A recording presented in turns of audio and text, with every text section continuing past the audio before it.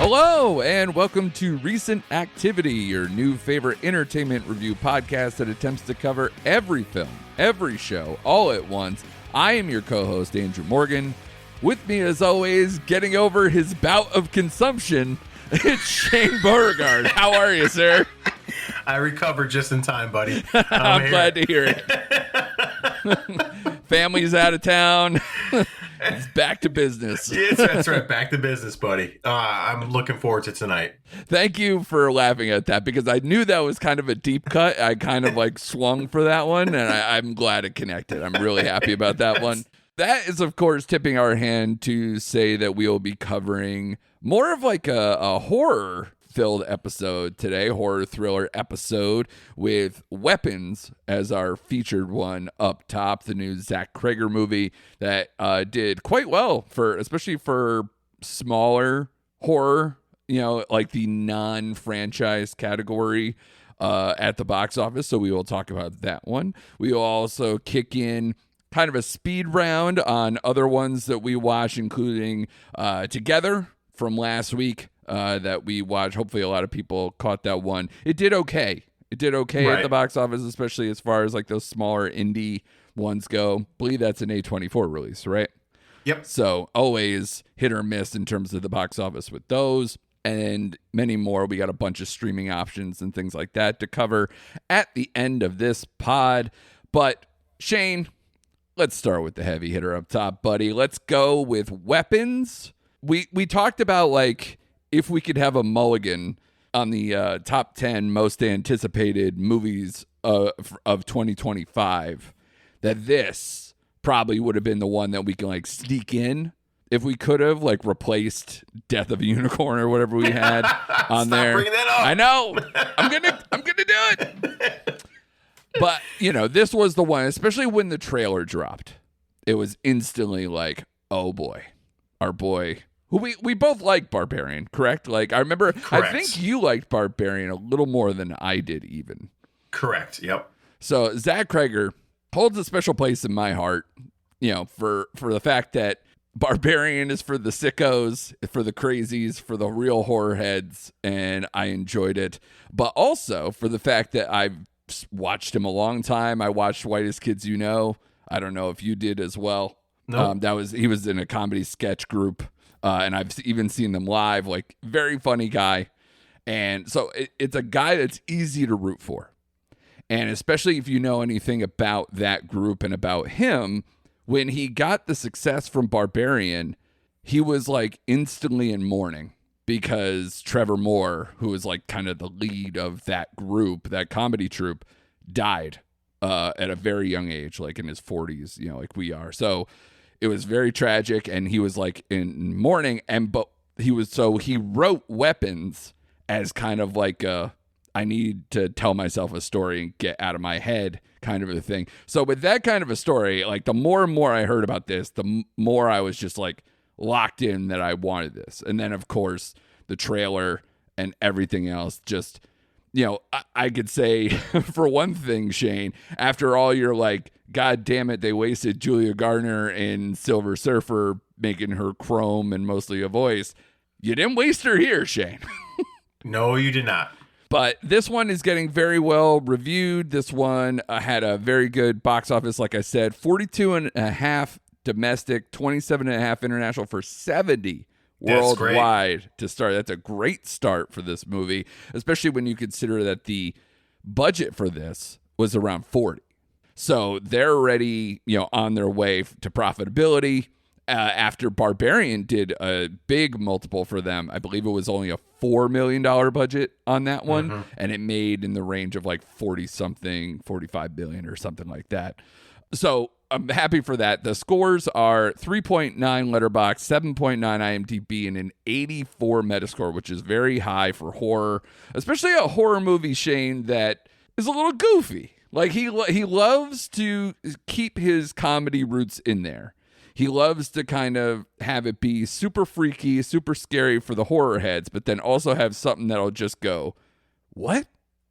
And just throw you off. So I appreciate that about him as well. Like I said, this is written and directed by Zach Cregger. This is starring Julia Garner, Josh Brolin, Alden Ehrenreich, Benedict Wong, and Amy Madigan. The plot reads, when all but one child from the same class mysteriously vanish on the same night at exactly the same time, a community is left questioning who or what is behind their disappearance.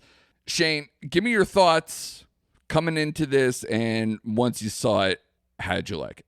Man, it's like we discussed. I was super hyped for this movie. I mean, I couldn't wait. After watching it, I loved it. I loved it. I didn't think it was going to be structured the way it was with the, introducing the characters like Archer and all. I did not know it was going to be structured in that kind of way where they all kind of tie together. Yeah. Towards the end, I really like that. It's a very slow kind of burn leading up to it. So you have to sit with it for a while because I'm like, okay, but it has you on the edge of your seat. I love going in depth of these characters, like the, Julie Garner's character of being like, let's call her like an alcoholic, almost like a binge drinker. Yeah. And having problems. And you got Paul, played by, what's his name again? Alden Ehrenreich. Yeah. Yeah. Han Solo, buddy. Yeah. His character with Poor like bastard. the same thing, like addiction and just Josh Brolin's character of just like the grieving father and like messing up at work because he can't concentrate. I loved how they tied all that together. So I rocked with it, man. It was great. And then it zagged towards like once they introduced the aunt is when it all started like zagging. Yeah. Off the rails. All off the rails. So my standout was really Amy Madigan. Just was terrific, terrifying in her own right. Did you recognize her straight out? This was more or less like a reverse thing for me where I was like, I don't know who that is. And then once they said it, I was like, oh my God. Once she talked, once she verbalized, I'm like, that's the chick from Uncle Buck. I always remember that. Uncle Buck, Field of Dreams, pick your movie. Yeah. 80s and early 90s. She was everywhere. Yeah. And I haven't seen her in a long time. No, me neither. So it's perfect casting in that way. I was blown away. And again, this movie had moments of levity, like where I just like laughed out loud. Yeah. Like I love was it the James character? The kid? It was like tweaker. The tweaker. That's a great way to put it. Yeah. His story and his interaction with Paul, how like he stabbed him in the face with the hypodermic needles. Yeah. I was just dying. It was funny. And in the end just goes bananas. And I laughed out loud, but it was funny and it was great. And it was over the top, kind of like Barbarian gave you that moment. Yeah. And then when I got done with this movie, I instantly thought to myself, did I like this better than Barbarian? Because it's close. Like it's right there for me. I did. I liked it better than Barbarian. I think at the end of the day, I did because I do like the depth of the characters they give you in this movie. Yeah. And I like their interactions. I thought Julie Garner and Josh Brolin were just absolutely fantastic. If I could only have like one flaw or like one thing I wish I knew more about is like, what was the purpose of the kids? Like, what was her end game? We never knew why she turned them into weapons. Was it to make herself younger? That's what I got. It seemed like that's what was because she was getting healthier because that was the whole thing. So I think it's just the life force of having youth under her control, and they never in their really or whatever. Explained that as much as I wish they would have. It's true, but man, you talk about unsettling and just atmospheric and just the score and just everything just blended so well. And I'm like, give this guy a blank check and let him do whatever the hell he wants to do from now on because it's literally. It would be my top 5 movies of the year so far. But as far as like straight horror films, this was more like a thriller. And then it just went bananas at the end. I still put it as horror, not as a movie, just as a horror film. I put it right beneath Bring Her Back as far as like horror goes. But as far as the movie goes, I think it's a better movie. Yeah. But the horror elements really aren't there for me. You know what I mean? No, and that's why, I think the thing I really took away from this was that I think Zach Cregger, while having 2 very, very good movies and very entertaining movies under his belt, I think he still has another gear because this guy's still just getting under, he's getting movies under his belt to kind of build a resume. Like he's still trying to get better as a director, and he definitely knows what he wants, and he's a good writer. And he has a plan, and that's like 90% of the game. But I think he really has more in his tank. And he even said like he has scripts that are already done that are in development that he thinks like one of his scripts is one of the best things he's ever written. And I think he said that about because I know allegedly he has a Resident Evil movie that's supposedly there, but he said it has nothing to do with any of the characters that have already been out there. So it's like just a story set in that world. And he said it's one of the best things he's ever written. So I think I'm willing to go with anything this guy has done. So I'm with it. My original my thoughts were, God, this guy he'll never not be entertaining. The only shock that I had was how much levity and how twisted, like in a kind of like dark humor way that like he goes to every time, because the way they set up these trailers, it's always very serious and almost like, wow, this is gonna be like his dark twisted, like almost like everybody saw this movie and probably had a little bit in their head of like, this is this year's Longlegs, and in a way it'll be probably that way as like the indie hit that hit in that way. But I think you couldn't be farther from the tone, or at least like the tone switch really fast.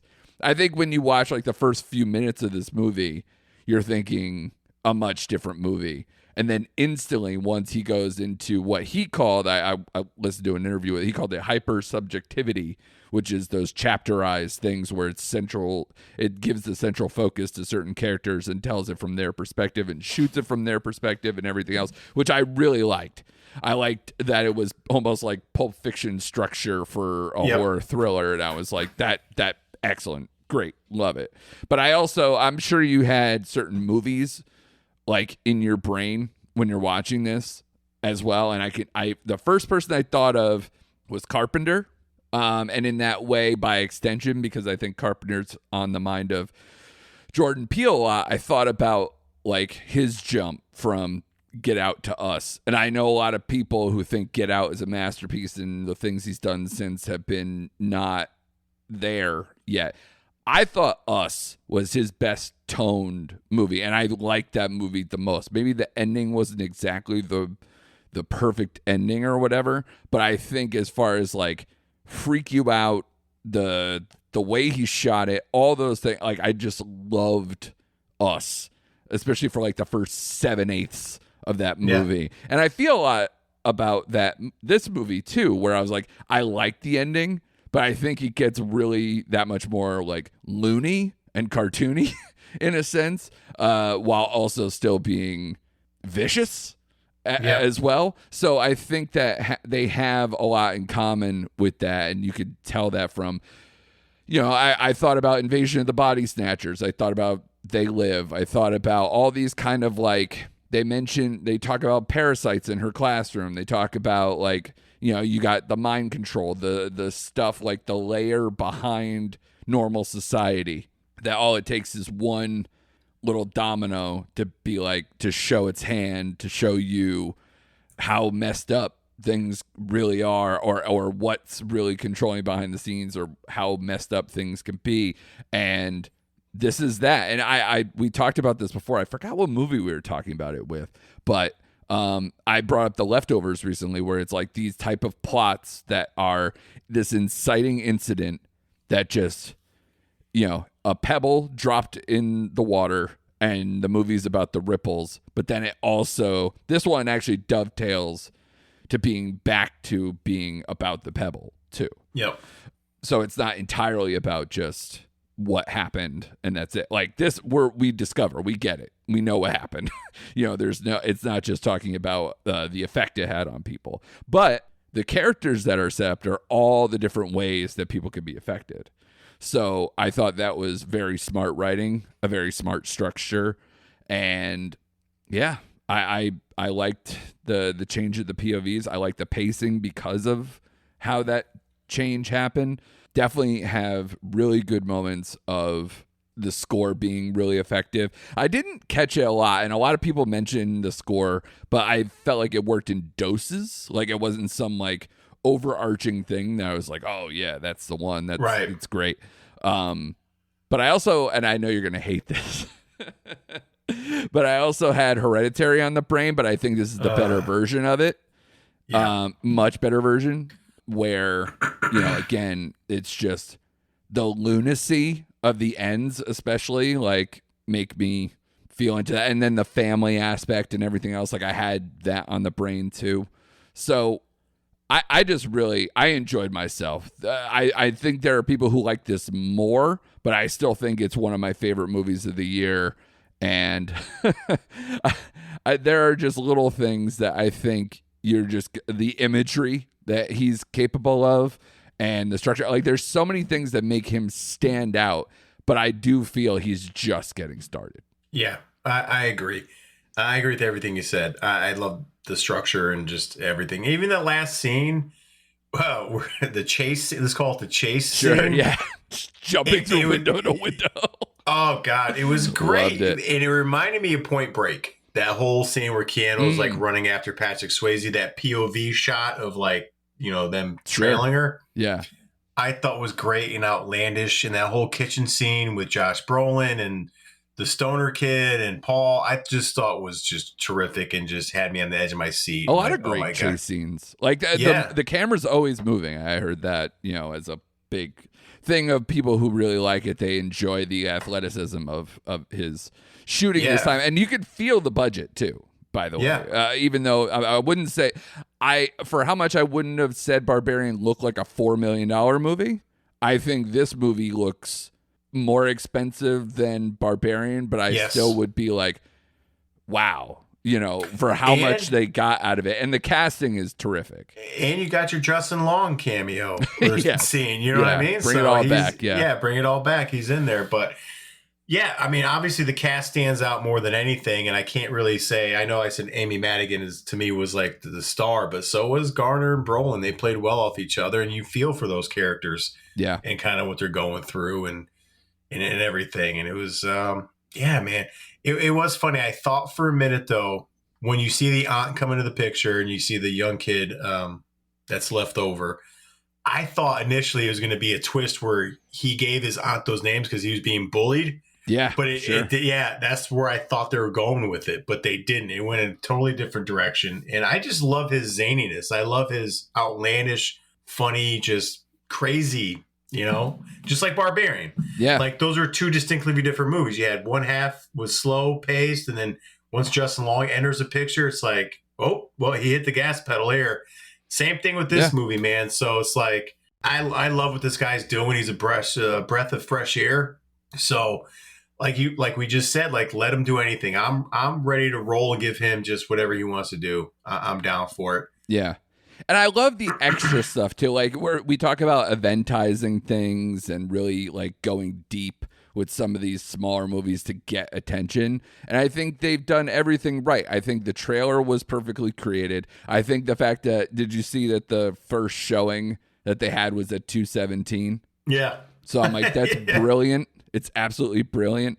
He's so good for this. Like we probably did with, Bring Her Back with the Philippou brothers and, Cregger and Oz Perkins and Jordan P. keeps up doing horror, which, again, like I could see him doing anything. I think he'll stay within like genre work. Like he's not going to make some Oscar drama or something, but like, I think, he's a guy who likes Carpenter and Spielberg. Like he can basically do whatever the hell he wants. And Nope was kind of like a, sci-fi Western, but had horror elements. And then, Us is way more freaky science fiction horror. And that's what this is. Essentially, it's a little bit of all that, but it's definitely more of a horror thriller, but I could see him staying more in this lane though. This seems to be where he likes his register. And even if he does the Resident Evil thing,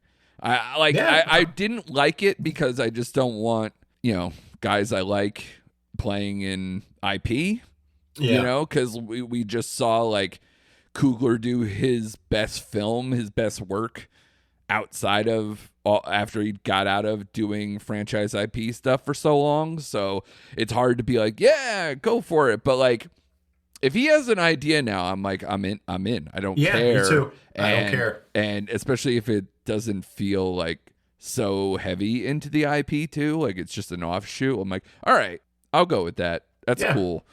But yeah, I think I love this more than, seeing whatever new Scream or new Final Destination. Like, this is just, give me more of these guys. Are there more of these guys? And that's why I dug through the crates a little bit this past weekend to see if there was like any kind of like deeper stuff. I'm looking for those next up guys, So what would you grade this? My gut was a 4 out of 5. Okay. I'm sure I might watch it and maybe it might tick up, but I think it's a 4, which again, I think I gave Barbarian a 3.5. So it would be, again, I think he's all in the right direction. I think it's got a lot of really good stuff, and a 4 in this time of year. I think what we talked about when we did our top 5s in the middle of the year, that could put it as high as 2. I think for this year, because I didn't have any 4.5s. I only had the 5 stars with Sinners. This could be right there with what's next in line. Like is it better than Black Bag or some of these other ones we said? Maybe. Yeah. I'd have to think about it more, but probably. I was going back and forth when I got done with this because I gave Barbarian a 4. I do remember that. I gave that a 4. Right. So if I had to use the Andrew cheat code, I would probably go 4.25. Right. But that's going to bump it up for me. So I landed at a 4.5. Yeah. With this movie. That's how much I really enjoyed it. This one I think is more rewatchable than Barbarian. It is. Too. So it is because it's one of those movies that you can pick out little things and really you could go deep. Yeah, you can go back into the character study of all their little stories intertwined. Where Barbarian's pretty much once you see the twist come, it kind of takes a lot of the gas out of the movie because you know what I mean. It's still fun to watch again, but I think there's more to pick up on a second or third viewing with this kind of movie. Sure. Yeah, I agree. I like I said, it's all I wanted from this. I just wanted to see him at least repeat, if not improve upon what he did with Barbarian. And then, see where he's going to keep growing and going with this. Because this is a guy who, again, was in a comedy troupe forever.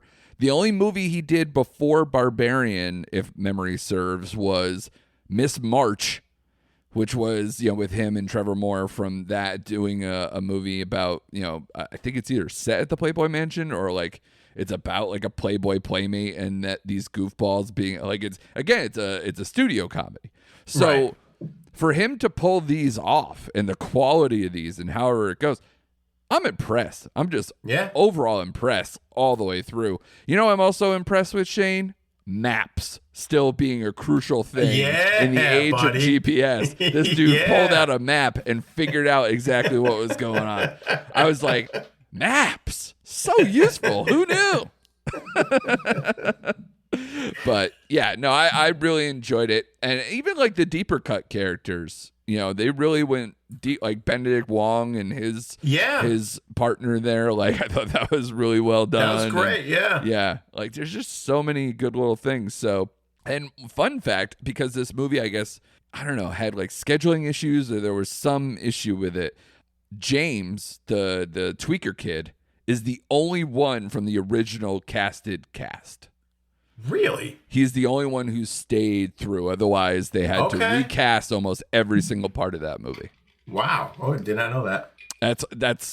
That was what came out of Cregger's mouth in the interview I heard. So impressive. So one last thing for you before we go moving on to like more streaming and other options here. So this has an opening weekend of $70 million on a $40 million budget. I can't see another 10x multiple with how Barbarian went from 4 to 45, right?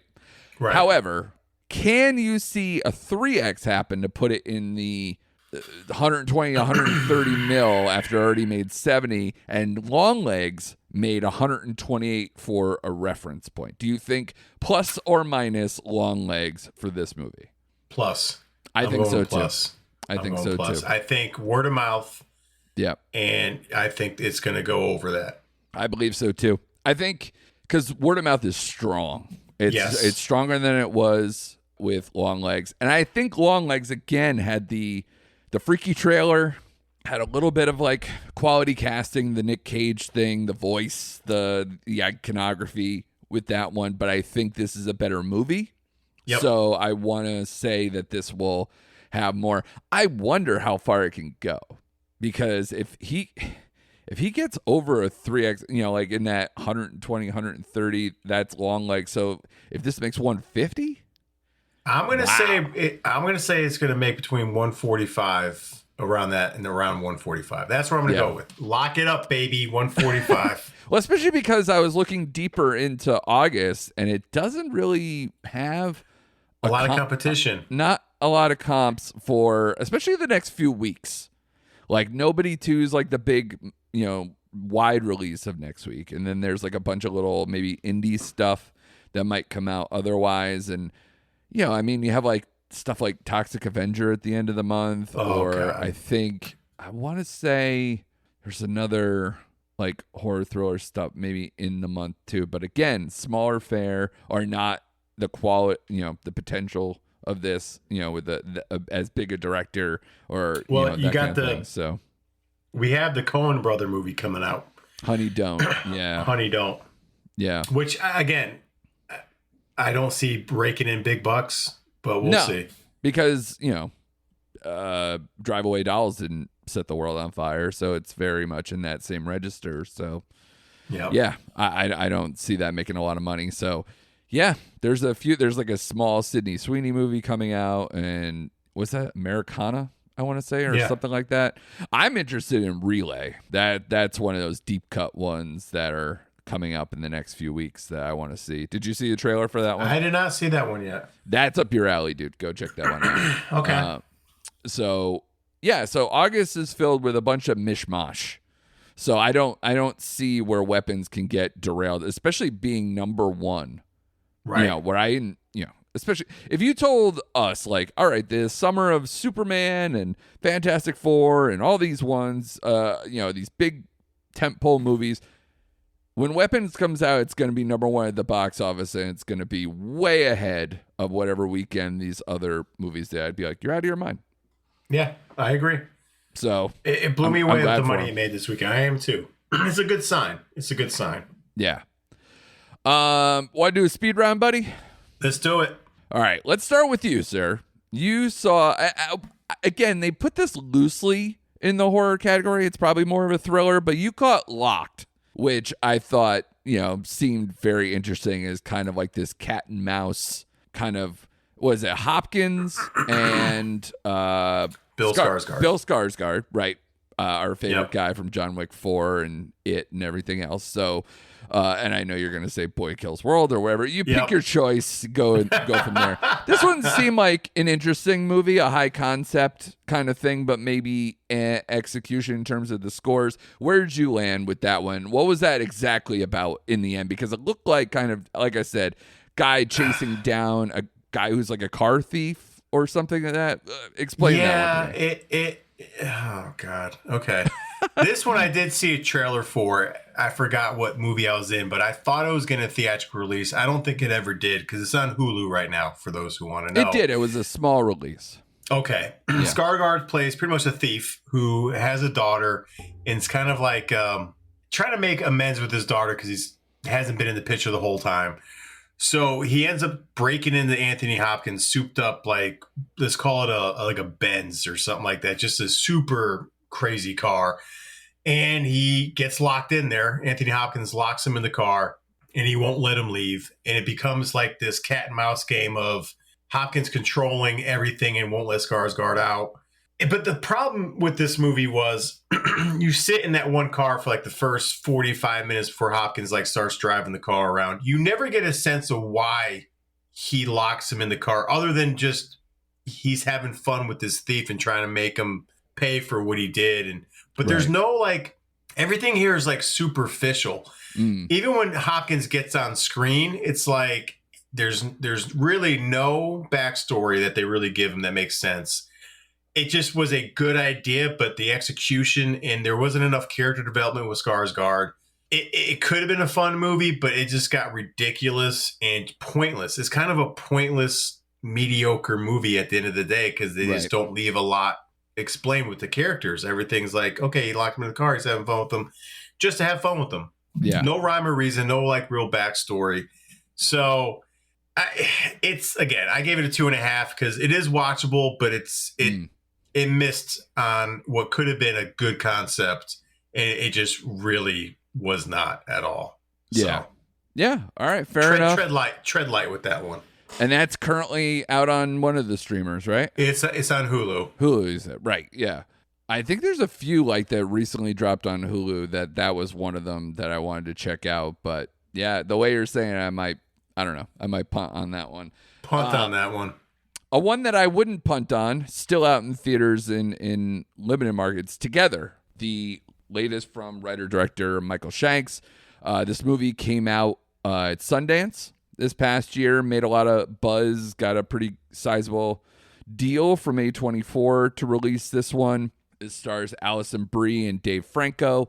It's basically like a body horror cult kind of movie that is a relationship drama at its core.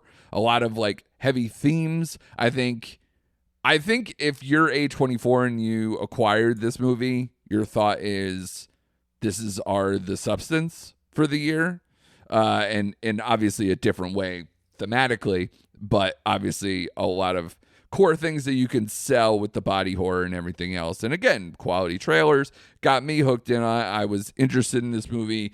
It's about a couple who find themselves at a crossroads as they move to the country with tensions already flaring. An encounter with an unnatural force threatens to corrupt their lives, their love, and their flesh.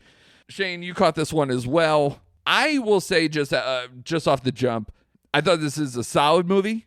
I thought the effects were good. I think it felt a little repetitive at times, and I think some of like the plot element stuff, I think it's like it seemed convenient a little bit. It's like a little, I don't want to say like darkly goofy, a little bit, while trying to tell something about, how long-term relationships and issues that can arise with that, and the fight or flight of it, and the joining together and losing yourself in a relationship, and all those type of things are in there. But honestly, the best stuff is just seeing them kind of get gooey and sticky and inside each other. So like, whoa. Yeah, well, it's A24. Yeah, I know. It's prestige goo. So, which could be a whole new category. I might need to look that up. But again, I liked it. I think it's probably, again, Andrew cheat code, like a 3.25. So I'll give it a soft 3.5. Okay. But again, enjoyable, watchable, short, to the point. And I thought Dave Franco and Alison Brie, because they are a real married couple, it sells the relationship and the chemistry pretty well. And I think this is not the first time they've also been together in screen. What was that movie? The Rental or something? The Rental. Yeah. Yeah. So, again, I like watching them together. They work well, and, a satisfying enough movie. Yeah. I didn't like it as much as you did. Okay. I liked them two together, and I was grooving with this movie a little bit until it got like with the cult stuff, and then the teacher that she met. That it kind of, like you said, some of the plot points felt convenient. At the end of the day, I like the tone that this movie set, and I was intrigued with the story. But at the end of the day, it just felt like I left the theater. I'm like, okay, so what did I just watch? Like, okay, this is a movie. It was fine, but maybe some of the themes I just didn't really like connect with, or some of the overarching themes I just maybe didn't get. Right. I just thought it was a good movie, a good effort, but I just felt like I watched like an episode of The X-Files or something like that. You know what I mean? It just felt like it's something that could have been in that realm of... It's simple. Yeah, it's a simple movie. But again, not saying it was bad, but I ended up giving it a 3. Yeah. I'm glad I saw it. Again, I could probably be talked into that. I said I was kind of like caught in between. Yeah, so. But I thought them two, and you could tell because they're married, they work well together, and I like seeing them on screen. Like the best parts were the ooey gooey parts you're talking about. Yeah. Because it had good practical, it had good effects in that sense. So I was really jiving with this. It got a little sideways, and at the end of the day, I'm like, okay, all right, well, that was a movie. So yeah, a 3, solid 3. Yeah. Another solid 3 from me is Dangerous Animals. Is again, not a strong 3. It's either straight up or a weak 3. But I will tell you, your boy Jai Courtney is having a great time. I've not seen someone having so much fun being kind of a twisted serial killer in quite some time. Especially because he's kind of, I wouldn't say he's like someone you're rooting for. Let's put it that way. That's not true. However, if you're going to have a serial killer who, it's very funny to watch a serial killer like look like he's having a great time, just like in between kills, just like, listening to like some cool rock music, getting drunk on wine, singing along, dancing in a robe, and a thought you're like, am I supposed to hate this guy? Like it was just so interesting to see that kind of villain in quite some time. Like he's it's a pretty straight up thing. He, loves kind of like being the predator, and he loves feeding his victims to sharks in open water, and has a lot of contraptions and a lot of soliloquies and things of that nature that you're just like, I don't really love the people besides Jai Courtney in this movie, but like, again, you're just kind of like, all right, well, respect, dude. Respect for like, putting that kind of a stamp on a serial killer. And genuinely, you see things like people getting shot with flare guns, and a woman breaking her thumb off, like so she can escape. Like all these type of like gross, harsh things that are just like effective. And it's not the greatest movie, but again, for like a B movie that you're just like, let me toss this on and have a little fun for an hour and a half, you could do worse.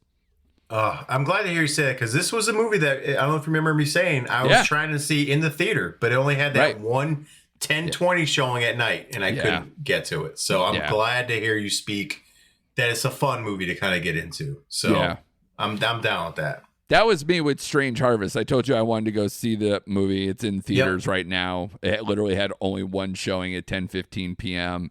And I was like, yep, I'm going. Oh, no, I'm going. I'm not. No, I can't do it. So, but Dangerous Animals, check that one out. Because it's literally just the Jai Courtney show. And if you've ever been into him at any time, or you're just like, fun villains, go for it. Go for it. It's very silly.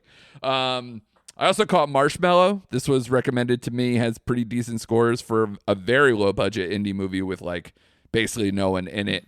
This movie's a sci-fi tipped camp slasher movie that is one of those like they take so long to get to the everything's not as it seems portion of everything. I literally kept checking the clock of like, okay, we're 20 minutes in, I'm bored. 30 minutes in, I'm bored. 45 minutes in, oh, something's sort of happening now. And it's such a slow way to get there. Like there's some things in those for 45 minutes that you're like, oh, I can see that it's necessary to kind of drive this build. But sometimes when it comes to a movie that's hiding the football, hiding its true identity, it does take something away if you don't get to it fast enough. And this was that case. I thought the twist was interesting. I thought the twist could have been handled a little bit differently. And I thought it was more of an exposition dump explanation than it was like actually something in progress that you're just like, oh, that's pretty inventive. That's pretty fun. So I think it was okay. I'd probably give it a 2.5, but I think I'm encouraged by what the creators here could do. And there's a few good performances here that it's worth watching. Okay. But I ultimately wouldn't be like, don't expect a lot from it. But it is interesting. And the way it ends like one of those like last few minutes, last few frames where they tip to where it could go or what it could do. I was almost more into that than I was into a lot of the stuff that unfortunately happened in the last, hour and a half before that. So it's one of those movies that it's not perfect. It has some good bones into it that you could get to, but I will say, and it's a great way to bookend things, man, like, you want to really tip your hat to Weapons for getting such good child performances, because the lead kid in here just didn't do anything for me. And there's a bunch of kids in here that I'm just like, come on, man. Like, this is a very kid-heavy movie, and you really need them to sell it, especially in terms of, like, pace and energy and everything else. This movie is just, slow burn, meandering, whatever, and it kind of goes to the mood of the kids and the energy of the kids and everything else. So, but again, like I said, there's a few bright spots, but yeah. It's available to rent on Prime for like a couple bucks. So it's one of those, give it a fair shake. Maybe you'll like it more than I did. I think because it's getting almost a 3, on Letterboxd. So it was one of those like, all right, well, maybe we'll see what happens. But yeah, just wasn't for me. Like I said, like a 2.5 somewhere in the mid, It was indeed a movie. Okay. But yeah, that's a quick look. There was a few other ones that if I had my druthers, like I said, if I could have gone out to the theater to see Strange Harvest, I had that on my list. Ugly Stepsister, I hear good things. Yep, I heard good things about that too. On my list as far as like horror stuff. Supposedly Opus, which has been on my watch list, is a little more on the thriller side, horror thriller side. So I might eventually get to that one, even though it got very mediocre reviews. It's funny you say that, because it's on Hulu for those who want to know it is. Opus. Yep. And I was gonna watch it, but then I saw the reviews and I saw the score. I'm like, I'll save that for another night. So I kind of turned off. But yeah, I saw that. Yeah. Looking forward a little bit, is there any horror movies we got left, horror thrillers out there for the rest of the year that you're just like, you're in? I think Black Phone 2. Black Phone 2 could be interesting, but I'm also riding with the last Conjuring movie. The trailer's good. Yeah, the trailer's really good, so we'll see. But those are probably the two I'm looking forward to, is Black Phone 2 and The Conjuring Last Rites. I don't know what category it would be in, but The Walk, the Stephen King adaptation, I like that too. I actually read that book. Look at you. Yeah. Sweet book brag, for those who listen, they know how much I love to read around here. Yeah. No, it's amazing. How because that's an older book though, right? For him? It was under his pseudonym name. Burt Backman, I think it was. It was Backman's the same book. Definitely correct. I don't know if it's Burt. Yeah. I think you're thinking of Burt Bacharach. Yeah. But it was the same book as The Running Man. So it was The Running Man, Long Walk, and there's like 2 other stories intertwined. It was like 4 short stories in that book. Right. So yeah. Yeah.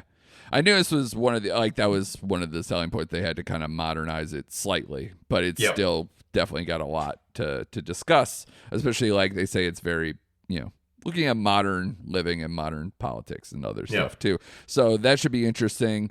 But yeah, there's not too many left out there that I'm fully on board for. But if you are out there, definitely tell us what you're looking for in the horror thriller genre, or did we miss something this year that we haven't covered here on the pod? I'm definitely looking for some suggestions. But yeah, I think it's been a very good horror year, because you got your upper echelon with your Sinners and Weapons and 28 Years Later and things of that nature, and then a bunch of like fun stuff in between that is in that middling class, and you can't ask for much more, especially with like the hose effect that we've gotten. Oh, and Bring Her Back being at the top of the echelon too.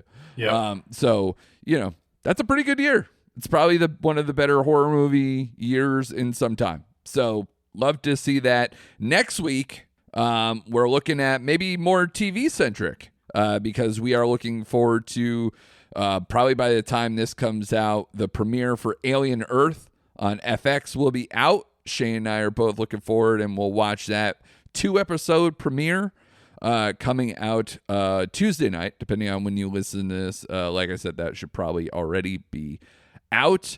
And then we're going to look at maybe the rest of the year in terms of TV and what we are looking forward to. Maybe do a most anticipated list for the rest of the year in TV.